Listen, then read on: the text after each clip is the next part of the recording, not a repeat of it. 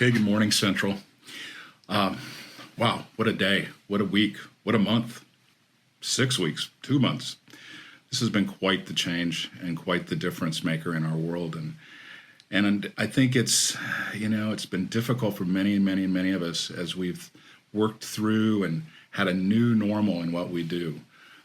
Some of you know I travel quite a bit for work, and I have been not on an airplane, not in a hotel, not at a conference. All my coaching is not in person; it's virtual, and that for me is very difficult.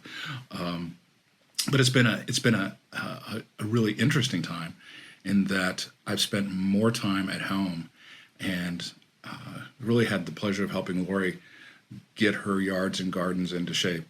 Many of you know she's a master gardener, and so things are done very specifically, if I could just say it that way, as to how we do things. And one of the projects I was involved in over the last weekend was cleaning out birdhouses and doing a little bit of repair.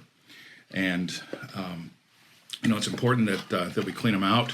So there's a new spot and clean spot for that pair of, in this case, wrens, to put a house in, make a home, and have some babies, and affords us the opportunity to hear their beautiful songs over a good part of the summer before they head back south.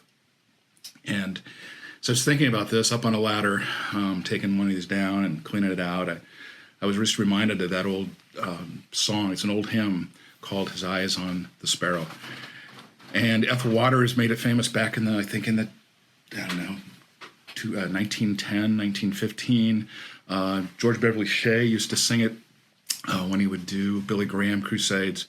And most recently, Casting Crowns did a cover of it for the animated movie The Star. And it has a lot, really talks deeply to how much God cares about us and loves us. And it comes from a passage in Matthew, and it says, "Look at the birds of the air. They neither sow nor reap nor gather into barns, and yet your heavenly Father feeds them. Are you not of more value than they?" It's found in Matthew 6:26. And later on in Matthew 10, it says, "Are not two sparrows sold for a farthing, and one of them shall not fall on the ground without your Father? But the very hairs of your head are all numbered. Fear ye not, therefore, ye are of more value than many sparrows." Today I think it's easy in somewhat of our isolation to think, I'm losing all my touch. I'm losing my ability to sense God, because some of that comes in physical community. Some of that comes in just the rituals and traditions of what we do and how we do church, how we do our small groups, how we do our discipleship. And so much of that has changed, and it's easy to say, wow, maybe God just doesn't care. And the reality that we find in these verses is that he cares so much about the birds, sparrows, wrens, and the like. And he cares so much more about us that he sent his son, he gave him to die on a cross, and we have life eternal with him.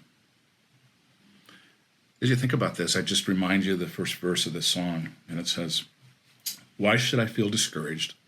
Why should the shadows come? Why should my heart feel lonely and long for heaven and home? When Jesus is my portion, a constant friend is he. His eye is on the sparrow, and I know he watches me." Friends at Central, I would pray today that you would know that our Heavenly Father loves you deeply, and he's caring for each and every one of you, each and every one of us, in a way that we'll only know someday when we're together with him in heaven. Have a great day. Have a great week.